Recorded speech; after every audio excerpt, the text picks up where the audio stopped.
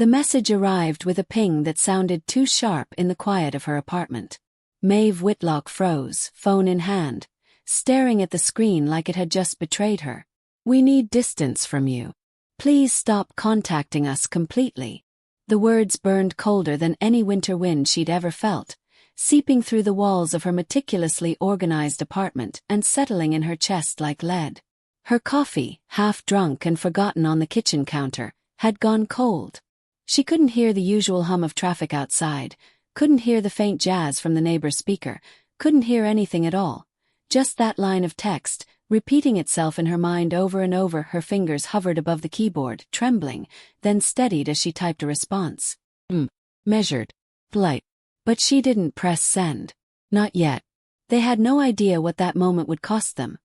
Maeve exhaled slowly, leaning back against the couch, letting the tension roll off her shoulders in a controlled way she had perfected over years of being the family problem solver. She wasn't just anyone. Maeve Whitlock, 32, payroll officer at a mid-sized finance company, a spreadsheet queen, a planner of lives both her own and others. She knew how to calculate numbers, deadlines, and worst-case scenarios. But nothing had prepared her for this. Her apartment, usually her sanctuary, now felt like a stage set for a scene she hadn't auditioned for. Every corner, every picture frame, every meticulously stacked book seemed to mock her with its normalcy. She had spent years smoothing over arguments, covering up little family disasters, being the silent mediator when her siblings fought or her parents clashed. And now, with one text, all of that invisible labor had been erased, dismissed, like it had never mattered at all. Her mind raced, not with anger, not yet, but with that electric tension that precedes a storm. She imagined their faces reading that message and thinking it was the final word, that she would crumble, retreat, apologize. But they didn't know Maeve Whitlock. They didn't know how long she could hold her silence, how much she could calculate, or how patient she could be while waiting for the exact right moment to strike back. Not in anger, but with clarity. She rubbed her eyes, blinking rapidly, trying to shake the heat rising to her temples. Years of organizing, fixing, cleaning up after everyone else. It had all been for moments like this. She could feel the calm settling over her, almost like a weapon in its own right. The family thought this message broke her. But it hadn't even scratched the surface. Before she could even think of sending her response, Maeve's fingers paused above the keyboard. She turned to the window, the city lights blurring into streaks, and whispered to herself, "Let's see how this really plays out. Before I tell you the rest, hit like and drop your city so I know who's listening on the other side of this mess." Maeve's phone buzzed again, this time not with the icy finality of a family cutoff, but with the familiar chaos of her family group chat. She scrolled through it automatically, almost out of muscle memory, even though every notification felt like a tiny punch to her gut. Mother Linda was first. Her messages carried the weight of perpetual guilt, each sigh practically audible through the screen. "Maeve, we just need a little help, you know family helps family." That phrase had become the family's unshakable mantra, and every time it appeared, Maeve felt the old tug at her chest, the one that made her reach for her wallet before she even realized it. Her mother's gentle coercion, disguised as concern, had been a constant soundtrack to Maeve's life. Father, Robert, was next. His voice came through the chat as stern text lectures, the kind that reminded her of all the ways loyalty should outweigh convenience. "Blood comes first, Maeve. Don't let numbers blind you to duty." He never quibbled over money, never calculated the exact cost. The way he spoke made it clear. Any hesitation was betrayal. And so, time and time again, Maeve answered, balancing her own needs against the invisible scales of familial obligation. Then came Nora, the dramatic younger sister, her tone always bordering on theatrical despair. "Banker girl, you'll understand," she typed, as if her latest financial crisis were Shakespearean tragedy. Car repairs, lost jobs, spontaneous trips. Everything fell on Maeve's shoulders in some form. Banker girl, they called her, as if her knack for numbers automatically meant she had infinite reserves to solve their problems. The pattern was predictable. Requests that started small, an overdue utility bill, a forgotten loan, quickly escalated into emergencies that only Maeve could resolve. Messages pinged late at night. "I'll pay you back next week, promise." She had been promising herself the same lie for years, telling herself it was normal, that helping family was the right thing to do. That self-justification had been her constant companion. Even as her savings dwindled and her patience frayed, through all this, Uncle Grant stood out like a calm island in a stormy sea. He ran a modest moving service, kept to himself, and never asked for help. He watched. He didn't guilt-trip. He didn't dramatize. He simply existed as a quiet reminder that family didn't have to be transactional, that loyalty and care could exist without expectation or exploitation. Maeve's fingers hovered over the screen, scrolling through past months' messages, unpaid promises, and the endless emergencies. Each notification tightened something deep inside her chest. Checking her bank app had become a small act of anxiety, a ritual of dread. The numbers never lied, but the story they told was exhausting. A life spent shoring up everyone else's mistakes, their whims, their crises. She loved them in her own way. But love had become a ledger, a series of debits and credits that she balanced more carefully than anyone could imagine. Every dinner, every holiday, every rushed transfer reminded her that she had long ago become the family's financial backbone, the invisible insurance policy for every lapse of judgment. And yet, even now, staring at the messages, she justified it all. I told myself this was normal. This is what family does. And through it all there was that gnawing awareness, an almost imperceptible tightening, that maybe normal had limits and maybe she was reaching hers. It started innocuously enough. Nora showed up at Maeve's apartment one crisp Saturday morning, striding in with a brand new coat that smelled faintly of leather and ambition. She flicked her hair back and dropped her demand like a casual announcement. "Oh, by the way, I need the deposit for my new place. Can you cover it?" Maeve had rehearsed this moment in her head countless times, preparing for a version of herself that could finally say no. And now, facing her sister's expectant gaze, she did. Firm. Measured. No, the single word landed like a hand slam on a table, reverberating through the small living room. The air shifted. The smiles and polite nods of her parents twisted subtly, a corner of Linda's mouth tugging down in disappointment, Robert's eyes narrowing with that quiet lecture of loyalty. Suddenly, Maeve was the selfish one. The audacity of drawing a boundary felt criminal in that room. Nora waved a dismissive hand, brushing off the tension like dust. "It's not that deep, Maeve. Just a deposit." But the chill in the apartment had nothing to do with money. It had to do with the pattern breaking, the unspoken expectation of endless compliance. Maeve excused herself early, leaving the room with an unnatural calm. Sitting in her car, she gripped the steering wheel, wondering why the act of protecting herself felt like committing a crime. The quiet of the street outside felt safer than the living room she'd just left. For the first time, her own sense of limits had collided head-on with her family's entitlement point 2 days later. The blow landed where it hurt most, professionally. Her office phone rang mid-morning, and when she picked it up, her stomach sank. It was the landlord of her parents' apartment. They had called her work number, using her email address, asking questions only someone with inside access could know. Her schedule, her role, even her colleagues' names, they had handed it over. Her privacy, her professional boundaries, violated by the very people who were supposed to protect and love her.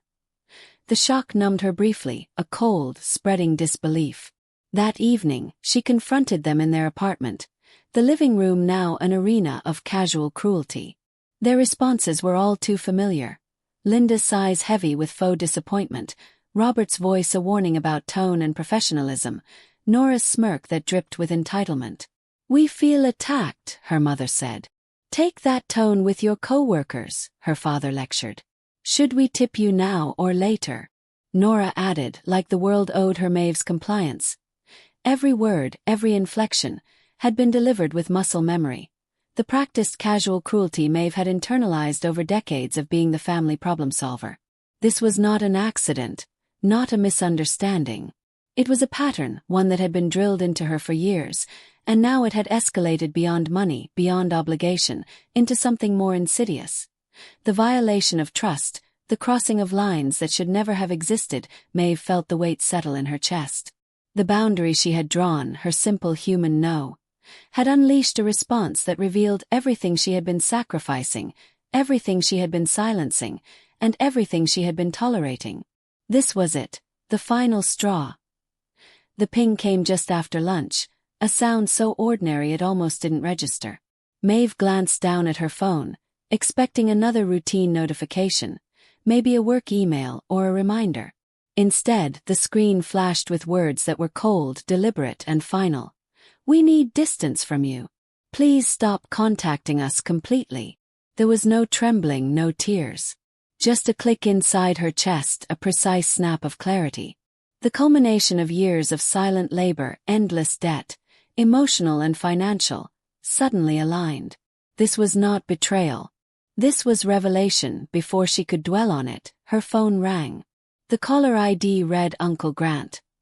"They're moving out." "Everything," he said. His voice calm but carrying the weight of unspoken history. Maeve's eyes narrowed. "Everything?" she asked. "Yes. I promise to return anything with your name on it," Grant replied. There was no judgment in his tone, no whisper of blame. Just the clarity she had longed for. By the evening, Maeve sat on the floor of her apartment, the drawer of old receipts pulled open. She had avoided this moment for years, afraid of what it might reveal. But now the timing felt almost ritualistic. She started pulling them out, stacking them by color.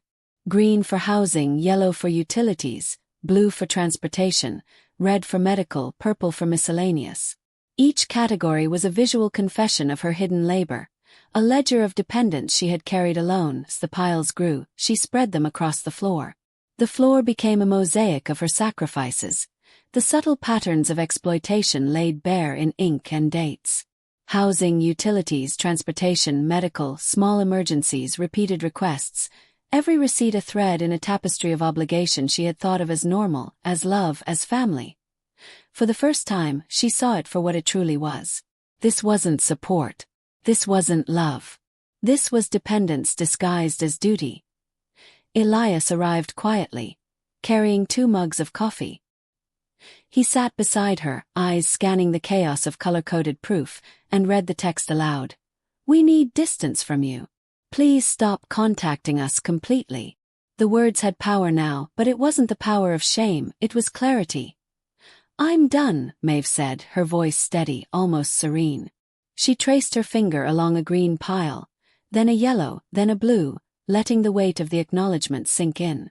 Elias nodded, silent, offering presence rather than advice. Later, in her session with Dr. Priya, Maeve articulated the revelation that had been months in the making.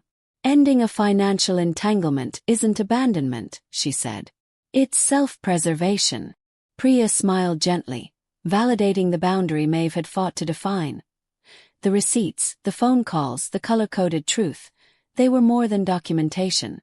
They were liberation, proof that years of invisible labor had been real, and that stepping away wasn't selfish. It was the start of something she had long denied herself. Agency. Maeve leaned back against the wall, looking at the neat, undeniable evidence sprawled on the floor. The quiet, once oppressive, now felt like space to breathe.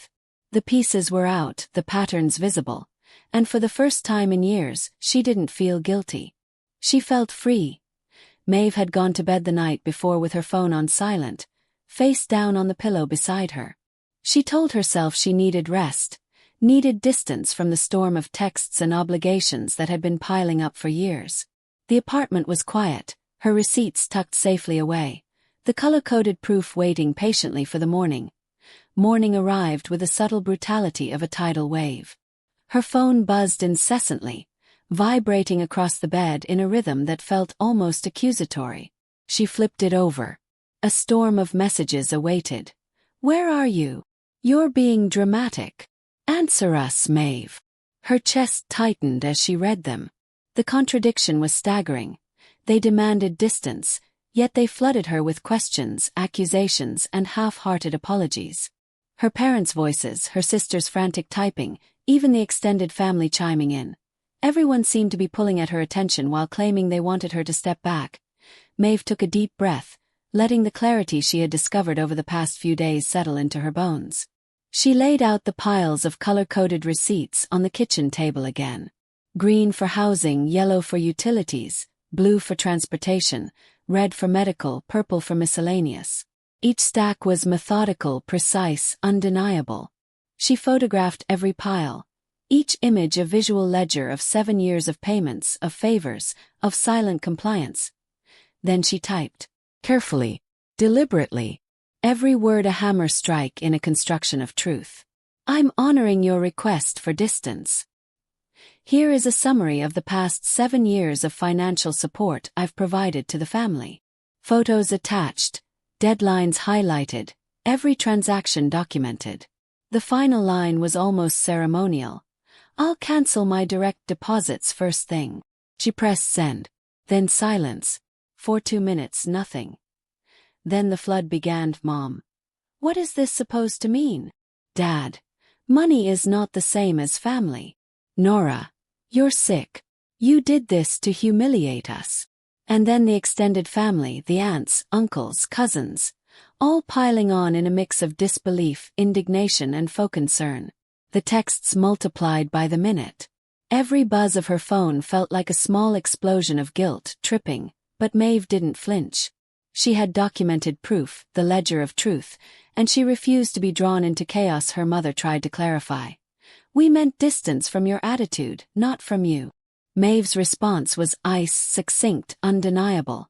Your message said stop contacting you completely. I'm honoring it. Dad sent paragraph after paragraph, weaving guilt into every line. Everything they had done for her, sacrifices she had allegedly failed to appreciate, the emotional labor she had supposedly ignored.